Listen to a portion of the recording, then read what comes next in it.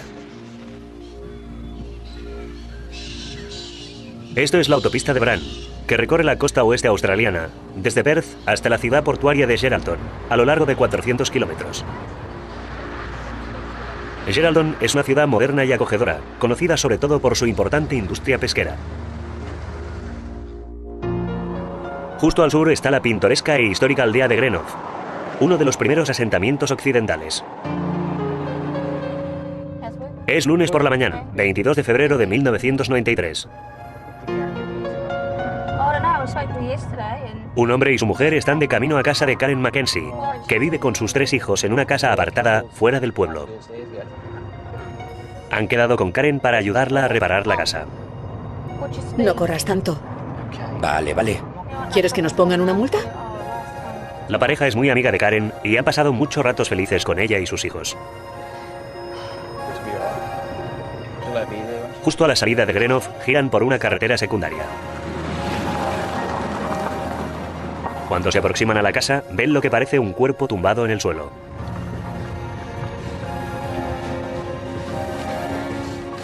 Desconcertados, se detienen y él se apea para investigar. Quédate aquí. ¿Es Danny? ¿Está bien? Y ve el cuerpo inerte del joven. No se mueve. Quédate en el coche. Es un momento que la pareja no olvidará el resto de sus vidas. Porque, como descubrirán en breve, se han tropezado solo con una de las víctimas de una terrible masacre. Esta es la pacífica localidad costera de Geraldton, en el territorio del vasto estado de Australia Occidental. Es una comunidad próspera, con una riqueza basada en la agricultura y la ganadería, la minería, el turismo y especialmente la pesca de langostas. En muchos aspectos, aún es una ciudad de provincia pequeña, donde todos se conocen y suelen saberlo todo los unos de los otros. 20 kilómetros al sur, en la carretera hacia Perth, está el pequeño municipio pionero de Greenough. Fue aquí, a principios de los años 90, donde la madre soltera de 31 años, Karen Mackenzie, decide formar un hogar con sus 3 hijos. El joven Daniel, que acababa de cumplir 16, y 2 niñas pequeñas, Amara de 7 y Katrina de 5. Sus amigos la consideran una persona alegre, amigable y vital, dispuesta a echar una mano a quien lo necesite. La madre de Karen, Barbara Marchant, recuerda que de niña ya era muy lista y risueña. Estaba llena de vida, siempre reía. Era buena estudiante, apasionada por la música, la naturaleza, las plantas. Le encantaba el campo. Y en realidad es todo lo que le interesaba de verdad, su música. Y estar fuera y ver cosas, descubrir cosas, aprender. Le daba igual el qué. Pero Karen también desarrolla un carácter rebelde. Prueba las drogas para divertirse y posteriormente se queda embarazada. Tiene a Daniel con apenas 15 años. No está preparada para la maternidad, de modo que el chico se cría en casa de su abuela en Queensland. La hermana de Karen, Evelyn, cuenta que había intentado apañárselas como madre soltera adolescente. Recuerdo cuando estaba embarazada de unos 5 meses, que se fue de casa y se mudó a un piso. Intentaba salir adelante por sí misma. Lo intentó y cuidó de él, pero le resultó muy duro y me pidió que lo cuidara yo. Vino cuando estaba a punto de cumplir los 2 años y lo tuve hasta los 16. Con 24, conoce a un hombre llamado Andrew Allen, con quien se asienta y tiene 2 hijas. Pero no dura mucho y la pareja se separa. Karen solo puede permitirse esta humilde casa de madera en Greenough. Intentaba hacer todo lo posible en la casa y quería convertirla en un hogar agradable para ellos.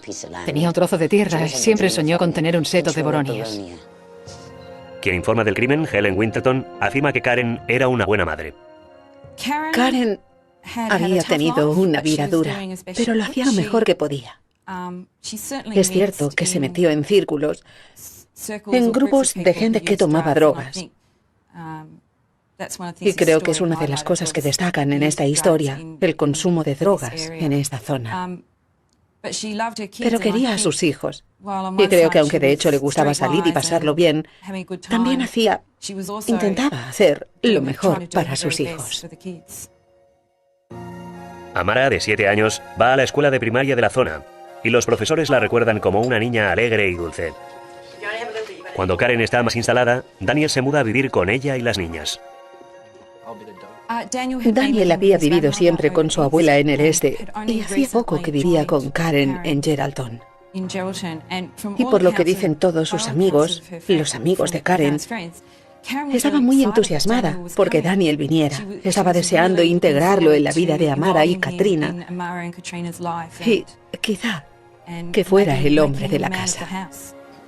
Creo que fue un mes antes de su cumpleaños. Me dijo, tengo muchas ganas de ver a mamá. Y respondí, de acuerdo, bueno, supongo que para tu cumpleaños querrás un billete de autocar a Australia Occidental, ¿verdad? Y eso fue lo que hice. Le compré un billete y se fue al día siguiente. Se matricula en el instituto de Geraldton. Cuando fue creciendo se hizo muy difícil que fuera a la escuela. Nunca quería ir a la escuela. Era un puñetero. Pero cuando se mudó allí, de hecho se matriculó otra vez y me pareció asombroso. E incluso contó que quería acabar la secundaria y sacarse los cursos. Y estaba tan orgullosa de él. Aunque Karen está consiguiendo organizar su vida familiar en Greenough, su vida amorosa aún es confusa. En febrero de 1993 da por terminada una relación amorosa estable, pero al parecer no sabe por qué falló.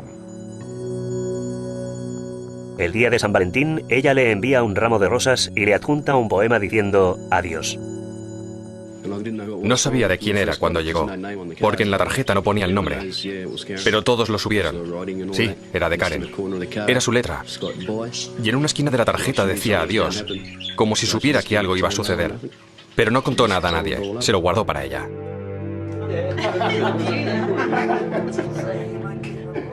El viernes 19 de febrero de 1993, con Daniel dispuesto a cuidar de las pequeñas, Karen va a una fiesta privada, aquí en Geraldton.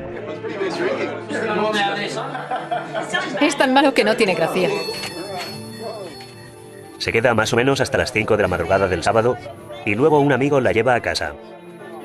Cuando los invitados de la fiesta se despiden de ella, ninguno sabe todavía que 48 horas más tarde será la víctima de un terrible suceso que cambiará a la comunidad para siempre. Gracias por venir. Claro que sí. ¿Queréis ir al parque? Bueno, pues iremos al parque y jugaremos a las cartas. Es 1993. La madre soltera Carol Mackenzie se ha instalado a las afueras del pueblo de Greenough, cerca de Geraldton, en la costa occidental australiana. Vive en una casa de madera apartada de la carretera principal, al final de un camino de tierra. Tiene 2 hijas pequeñas y hace poco que su hijo adolescente Daniel vive con ellas.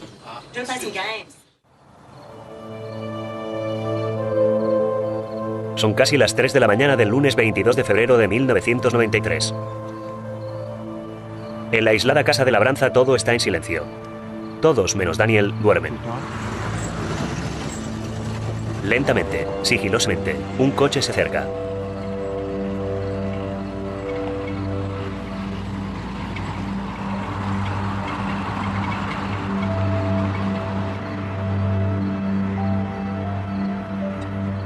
Una luz se enciende en la ventana de la cocina. Y Daniel sale, curioso por ver quién llega a esas horas. El conductor baja del coche y se acerca a Daniel. De repente, sin más, Hola. le golpea y lo tira al suelo. El ataque es tan brutal y espeluznante que una orden judicial prohíbe que se revele lo sucedido.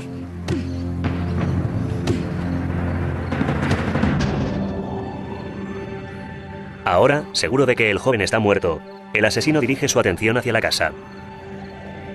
Camina poco a poco hacia la puerta trasera. Dentro, Karen duerme en el suelo del salón. Va a hurtadillas por la sala y se detiene a su altura. Levanta un hacha y se la clava en la cabeza.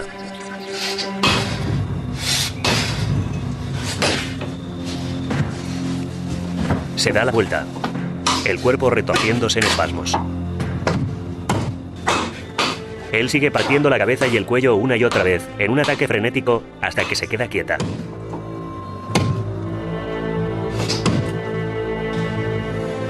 Con el cuerpo medio desnudo sobre una piscina de sangre. Va a la habitación de Karen y hurga por los armarios y cajones en busca de drogas. encuentra una crema de manos y regresa hacia el cuerpo sin vida de Karen.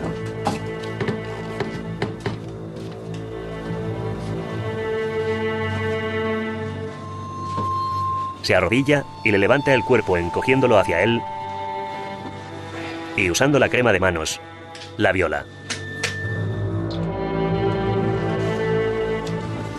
Luego le cubre la maltrecha cabeza con una manta y la deja encogida arrodillada sobre el suelo.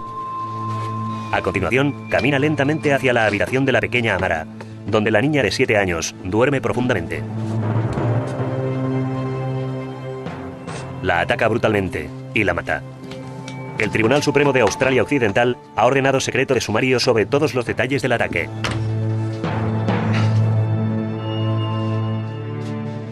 Con 3 miembros de la familia ejecutados de forma espantosa, la única que queda viva en la casa es la pequeña de 5 años, Katrina, que todavía duerme en su cama. Afortunadamente, su muerte es rápida.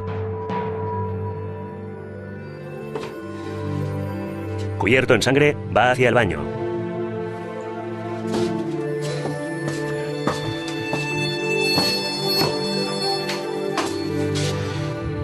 Se limpia las manos y las piernas de sangre y se seca con un trapo.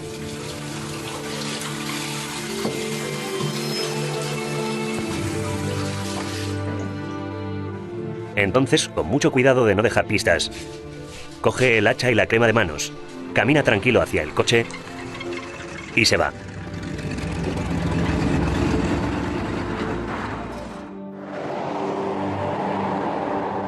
A media mañana del 22 de febrero de 1993, el matrimonio se dirige a casa de Karen.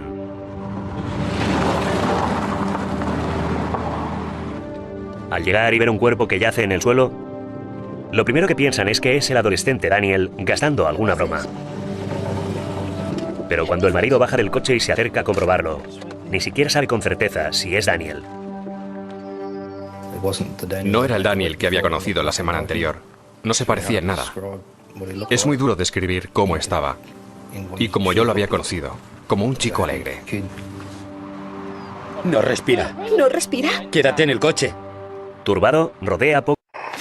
No respira. ¿No respira? Quédate en el coche. Turbado, rodea poco a poco y sin decir nada el cuerpo y se acerca a la parte trasera de la casa. En la puerta de atrás, el perro de la familia empieza a ladrar. ¡Karen! ¿Están ahí? Llama a Karen, pero nadie responde. Avisemos a la policía, busquemos ayuda. Horrorizada, la mujer no aguanta más y le grita que vuelva al coche. Corre hacia ella y conducen a toda prisa hacia la carretera. ¡Date prisa, vámonos! Fui a las 2 casas que hay por el camino principal e intenté saltar la valla para poder contactar con alguien en las casas. Pero no había nadie en ninguna de ellas. Entonces fui a la carretera de grava por la que se accede. Lo intenté en la casa de allí, pero tampoco había nadie. Así que retomé el camino de grava hasta la carretera, hacia Greenough, al Museo de la Cerámica de Greenough, o a la Casa de la Cerámica. Entré en el museo y les pedí que avisaran a la policía e informaran de un asesinato. No tarda mucho en llegar una brigada especial de detectives de la policía de Geraldton y agentes uniformados. Son sobre las 11 de la mañana y hace calor. El forense Bryn Jones está en el equipo. Sabíamos, por lo que nos habían contado, que el chico yacía en la parcela que había delante de la casa. También sabíamos que otros miembros de la familia vivían con el chico, de modo que nuestra preocupación inmediata era el bienestar del resto de la familia. Así que nos desplazamos rápido al lugar y vimos al chico, como habían descrito, en la parcela frente a la casa. No sabíamos si el agresor aún andaba por allí, ni sabíamos dónde estaba el resto de la familia. El detective Merv Cousins entra primero. ¡Policía! ¡Policía! Lo primero que ve es un gran desorden de ropa desparramada por toda la habitación. Tío, está allí. Comprueba. En el salón, en una esquina, está el cuerpo desnudo y encogido de Karen. Su cabeza cubierta con el edredón empapado de sangre. Está muerta.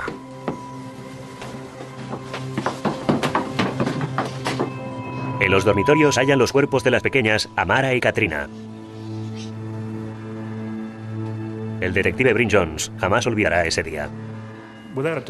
Sin duda es la escena del crimen más espantosa que infelizmente me ha tocado investigar. Recuerdo una cosa muy bien. Uno de los detectives se giró y preguntó ¿qué hacemos ahora? Y mi respuesta automática fue no importa lo que hagamos, pero hay que encontrar a quien lo ha hecho.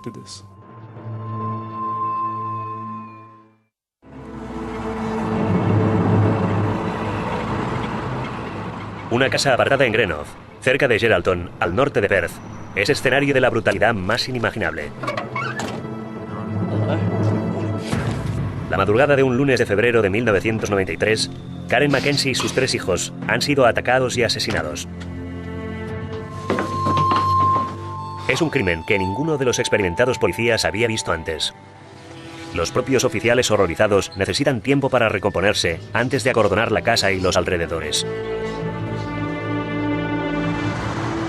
Avisan a la Brigada de Crímenes Mayores de Perth solicitando refuerzos para ayudar en la investigación.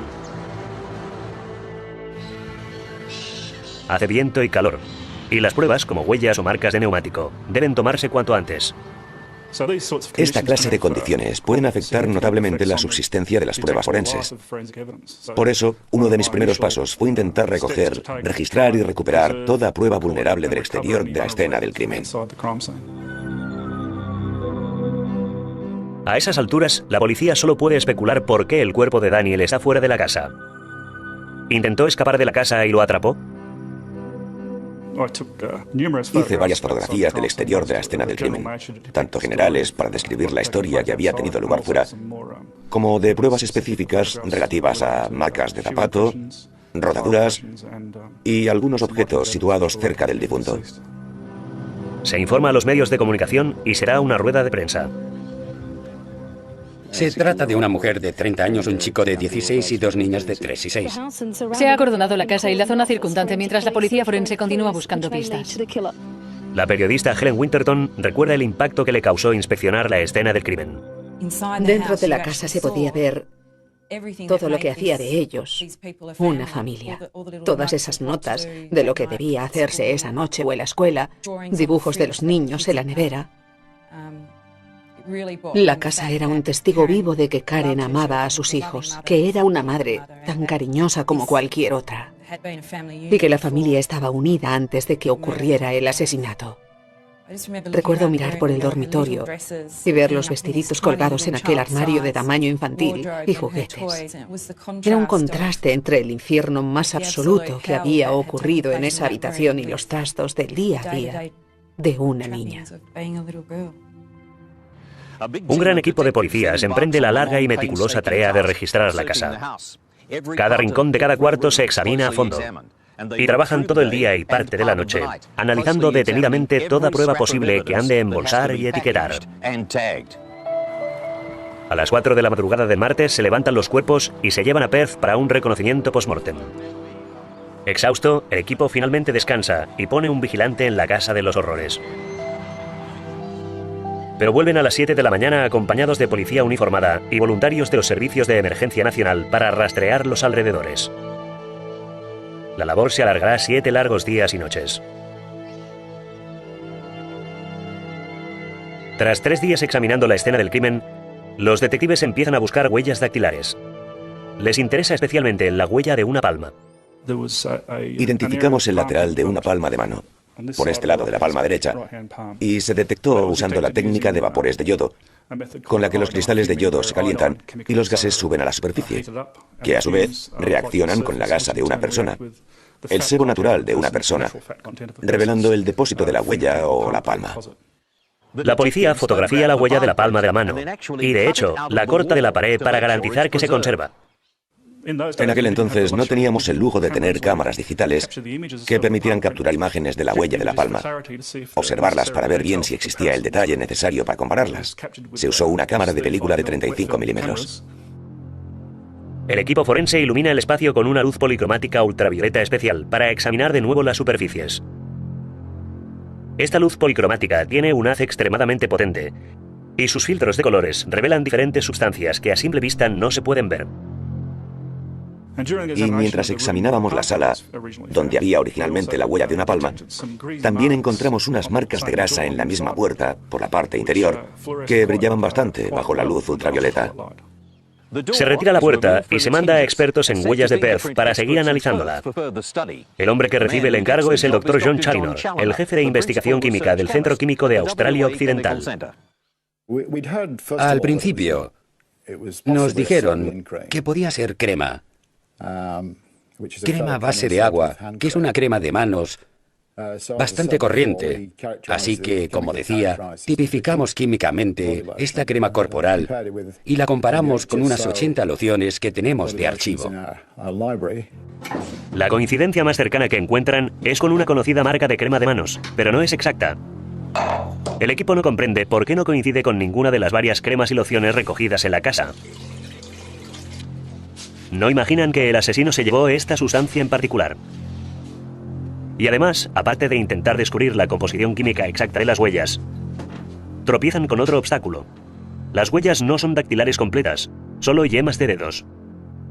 Se hallaron yemas de dedos en la parte interior de la puerta, como si la hubieran empujado para cerrarla, y al hacerlo llevara los dedos impregnados con esos contaminantes. Y la superficie de la puerta también dificulta la obtención de una imagen clara de las huellas. La puerta estaba pintada a mano.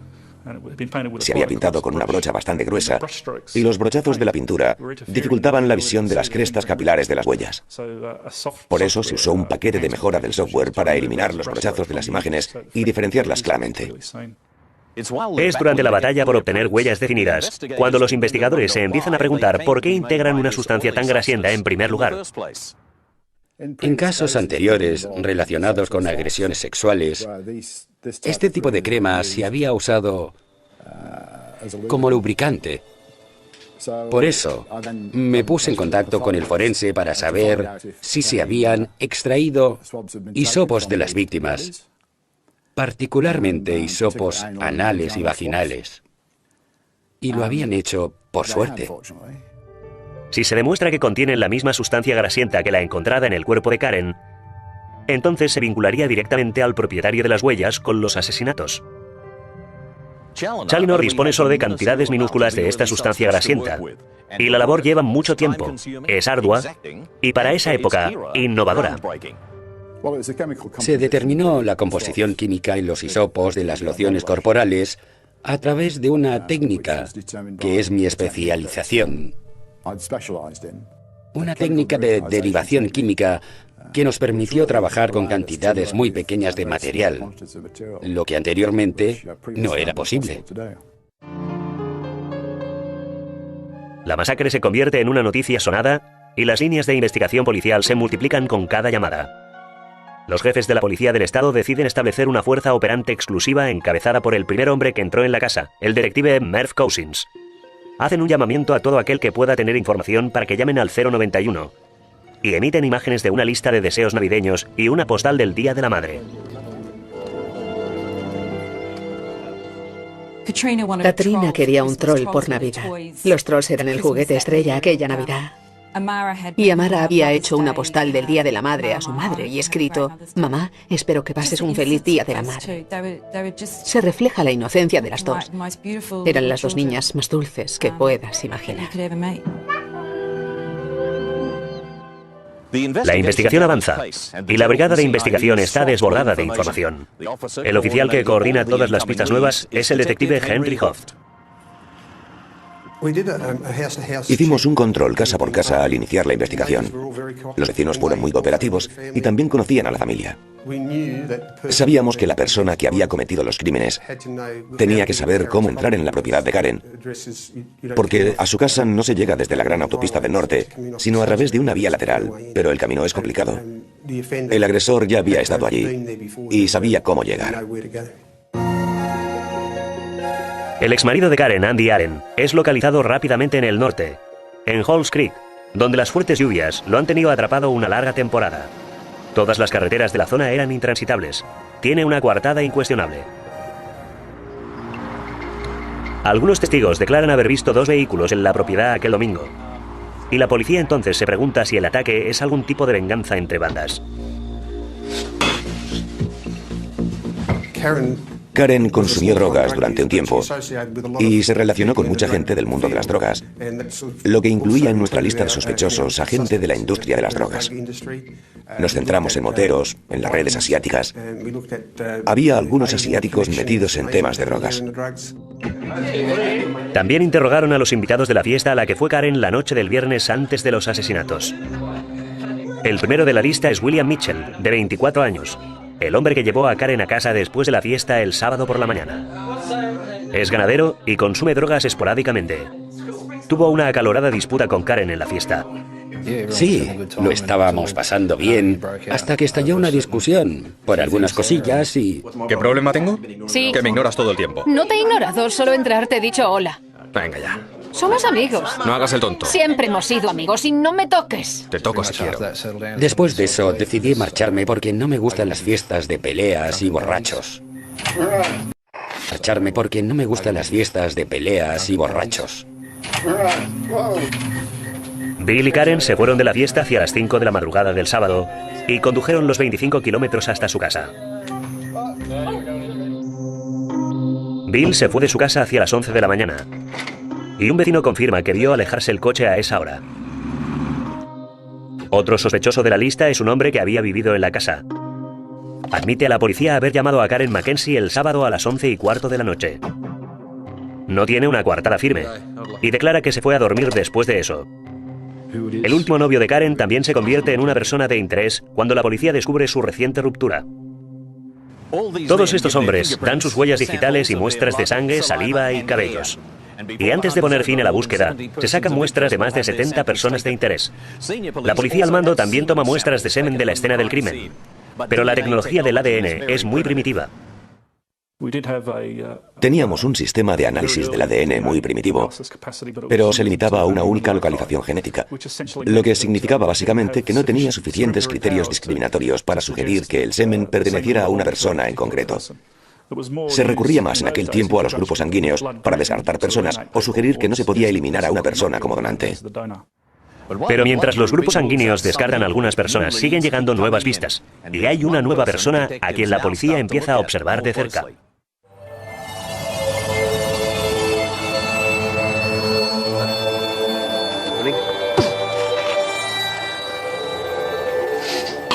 La investigación de los brutales asesinatos en Australia Occidental de Karen Mackenzie y sus 3 hijos está generando varias investigaciones. Utilizamos un programa australiano de búsqueda de fugitivos y obtuvimos el paradero de uno de los sospechosos, que estaba en Australia del Sur. Y la policía de Australia del Sur finalmente lo interrogó y verificó su portada.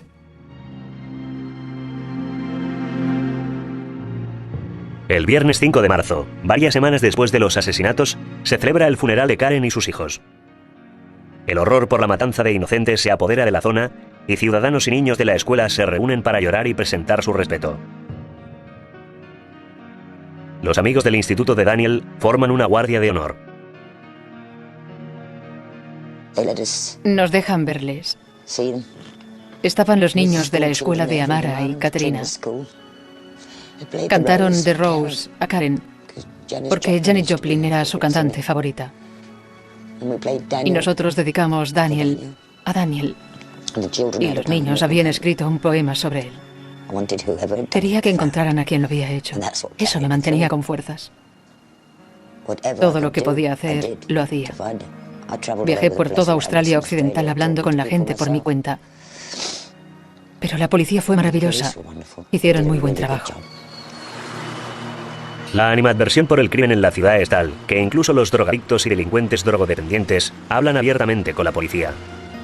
Hablan de un pescador que había estado hablando con Karen la mañana del domingo en Geraldton y se había ido a Darwin el día después de los asesinatos. La brigada de investigación de Darwin lo localiza y considera que no tiene coartada para la hora de los asesinatos. Se hace un gran avance cuando se descubre que las huellas de la palma tomadas de la pared en la habitación coinciden con las de Bill Mitchell.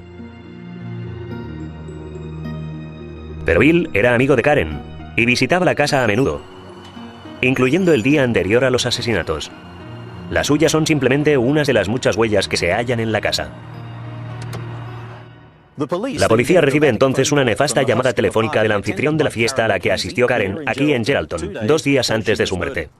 El anfitrión de la fiesta dice que han entrado en su casa y que hay mucha sangre en el suelo. ¿De quién es la billetera? La policía se apresura hacia la casa y halla las llaves del coche y la billetera de Bill Mitchell. ¿También lo han asesinado? De repente aparece. Mira la sangre, Josie. Calma.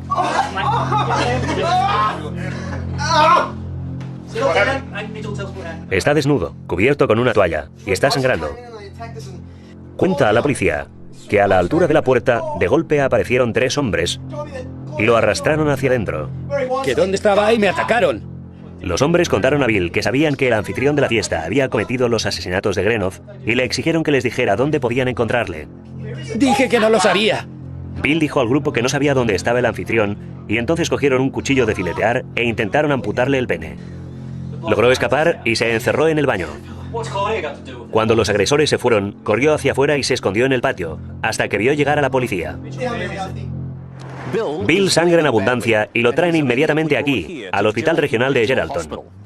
Ante la presión por las preguntas de la policía sobre la banda, finalmente admite que todo ha sido una invención y que él mismo se ha infligido las heridas. Afirma haber intentado suicidarse por problemas personales, y la policía lo acusa por declarar en falso. Pronto se sabe que Bill Mitchell se mutiló a sí mismo en un parking de caravanas de la costa, al sur de Geraldton. Un empleado de la limpieza encuentra semen y salpicaduras de sangre en una caravana. En su interior, además, hay una revista pornográfica hecha trizas con una cuchilla de afeitar. El dueño del aparcamiento, Bernie MacArthur, avisa inmediatamente a la policía. Me vinieron a la cabeza los asesinatos de Greenough, que se habían producido hacía poco tiempo, y que el agresor aún no había sido arrestado. Podía serlo o quizás no, pero llamé a la policía local. Vinieron y se llevaron una bolsa de plástico con todas las cosas dentro. Esta información, que al final resulta crucial, no se hace pública. Bill Mitchell es sin duda emocionalmente inestable, pero nada lo relaciona con los asesinatos. De hecho, continúa mostrando una gran preocupación por la muerte de su amiga Karen y los niños, y mucho interés en la investigación. Mientras tanto, en Perth, el químico John Challinor sigue intentando identificar y relacionar las sustancias oleaginosas. Y como las huellas obtenidas son solo de las yemas, la policía tiene que volver a ver a todos los sospechosos. Se pidió su colaboración.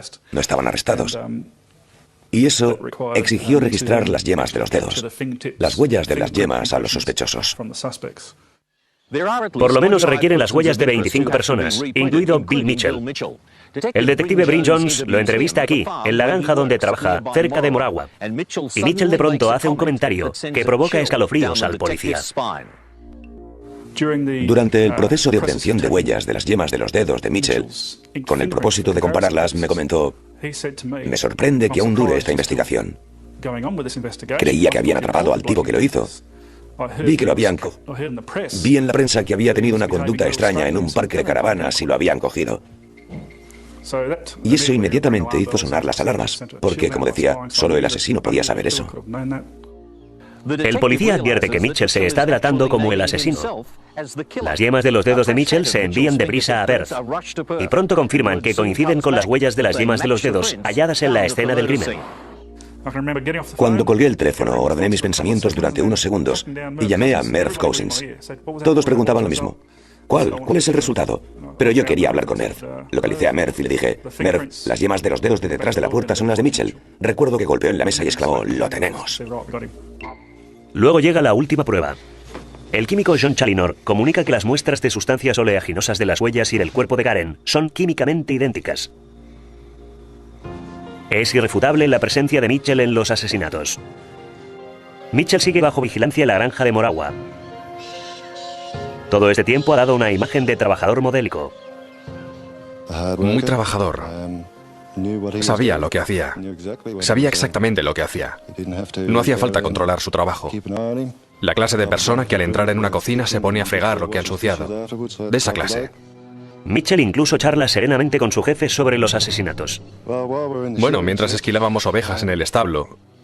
De hecho, hablamos de los asesinatos. Incluso le dije lo que pensábamos que debían hacerle al agresor si lo atrapaban.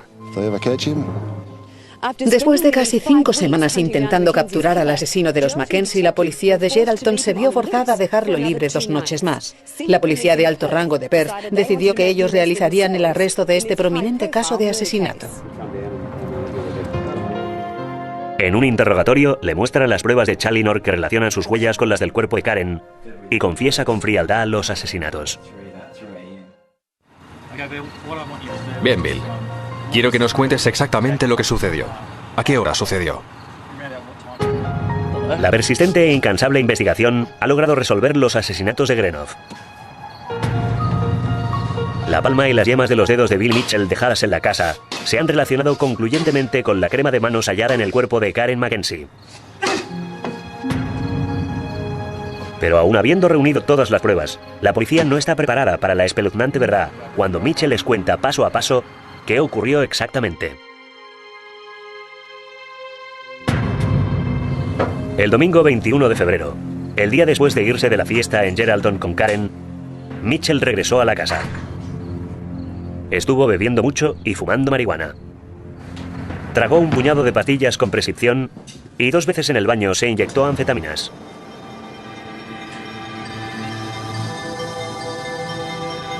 Mitchell estuvo allí hasta el domingo por la noche y luego, hacia las 2:30 de la madrugada del lunes, se fue de Geraldton en dirección a Greenough. En ese momento su estupor era exacerbado. Fue hacia la casa e inmediatamente abatió a Daniel.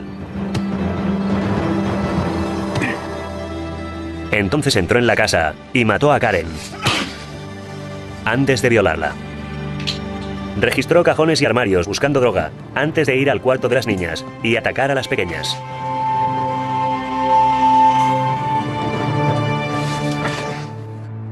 En el transcurso de su confesión, Mitchell conduce a los detectives paso a paso por la escena del crimen. Los curtidos policías están horrorizados por la crueldad con la que revive el crimen.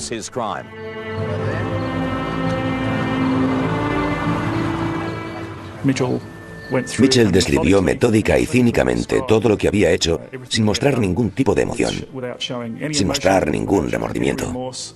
Describía los actos que había llevado a cabo para matar a sus víctimas como si contara cómo había limpiado el coche, con la misma frialdad y falta de sentimientos. Fue horrible. Mitchell contó además a la policía cómo había abandonado la escena del crimen, con cuidado de llevarse todas las pruebas, el arma y la crema de manos. De regreso a Geraldton, hizo un alto en el camino para lanzar el hacha en un río y tirar la crema de manos en un contenedor de basura. Al día siguiente se envió a buceadores de la policía. Hallamos el arma del asesinato en la zona que nos había descrito Mitchell, e incluso eso fue escalofriante. Cuando se recuperó el hacha habían pasado 5 semanas. El hacha estaba en el turbio lecho del río Greenough, y cuando la recuperaron y me la enviaron, aún conservaba pruebas físicas. Aún había cabellos en la cabeza del hacha. En la confesión, reconoce a la policía que fue a la casa con la idea fija de matar a la familia, pero no recuerda por qué quería que murieran todos. Y sin embargo recuerda perfectamente, hasta el último detalle, todo lo que hizo esa trágica noche.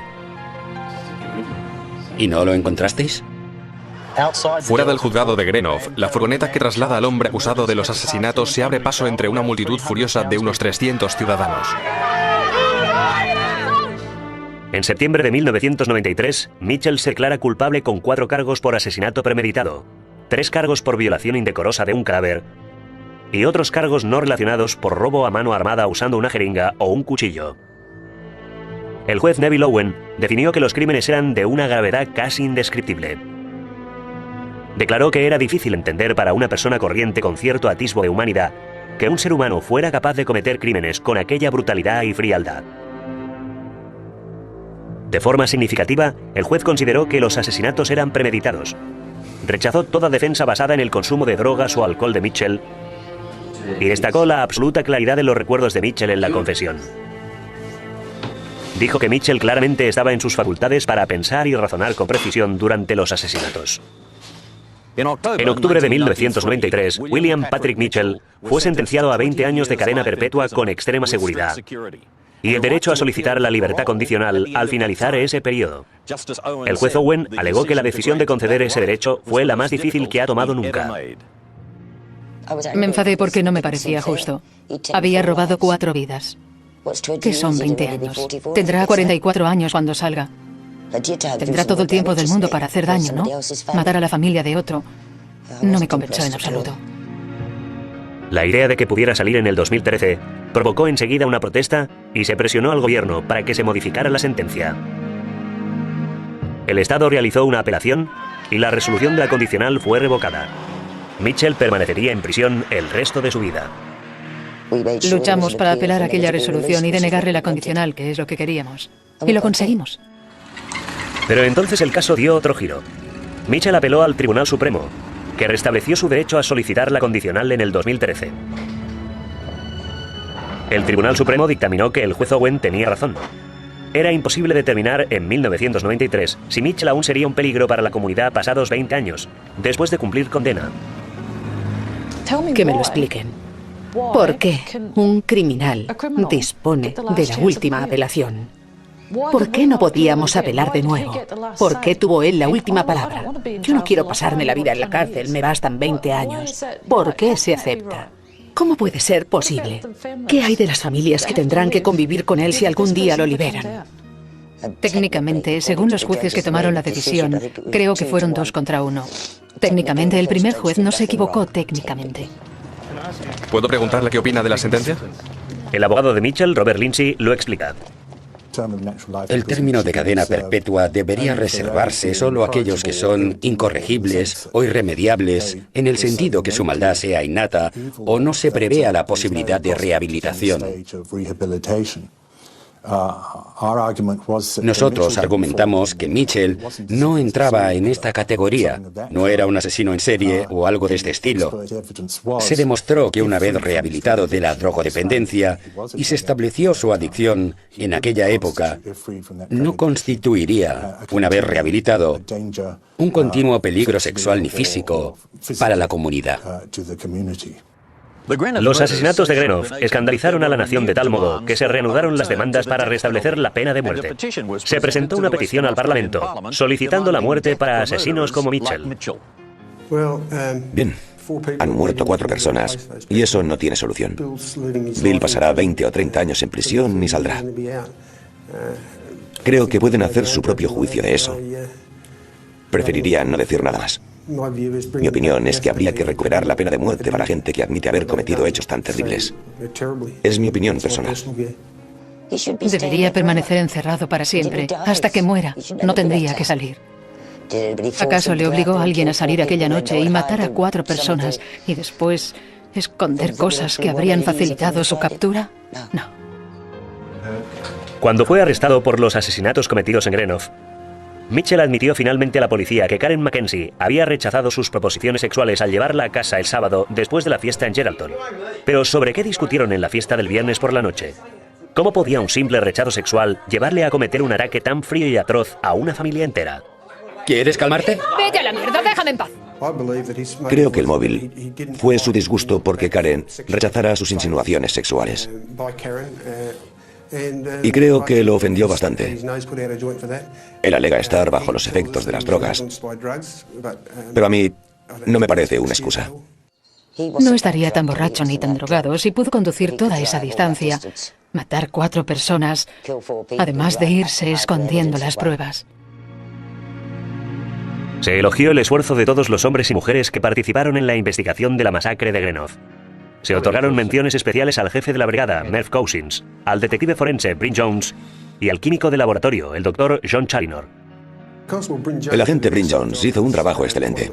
Fue uno de los primeros hombres en la escena junto con el sargento de policía Cousins y supo exactamente a dónde dirigirse, qué hacer. Sé que trabajó 24 horas seguidas para asegurarse de que se hacía todo. Pero junto a los elogios por un trabajo bien hecho, estaban las secuelas a largo plazo por la monstruosidad del caso en las vidas de los policías implicados. Ellos mismos tenían familias propias e hijos de la edad de Danny, o tan pequeños como Katrina o Amara. Y se dice a menudo, y parece que sea un cliché, que los policías también tienen hijos. Pero esos hombres quedaron muy afectados por lo que vieron en esa casa. Y encima estuvieron trabajando muchísimas horas y casi sin dormir.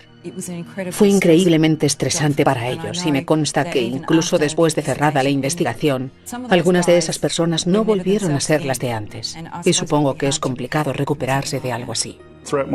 A lo largo de mis 26 años de profesión, no había trabajado con un grupo tan profesional como este. Y no me cabe duda de que gracias a su determinación y profesionalidad, y el esfuerzo invertido durante las 5 primeras semanas de investigación, de no haber sido por su esfuerzo, junto con la investigación forense, los resultados tal vez no hubieran sido tan positivos.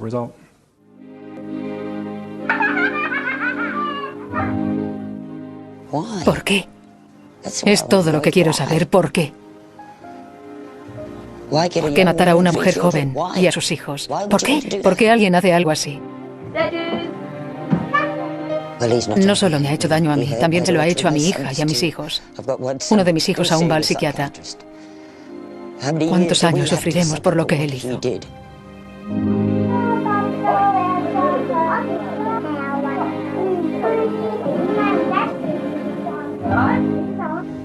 Se llevó a mi hermana, se llevó a mi sobrino y se llevó a mis sobrinas. Mi hermana tenía 31 años. ¿Y quién hace daño a niños?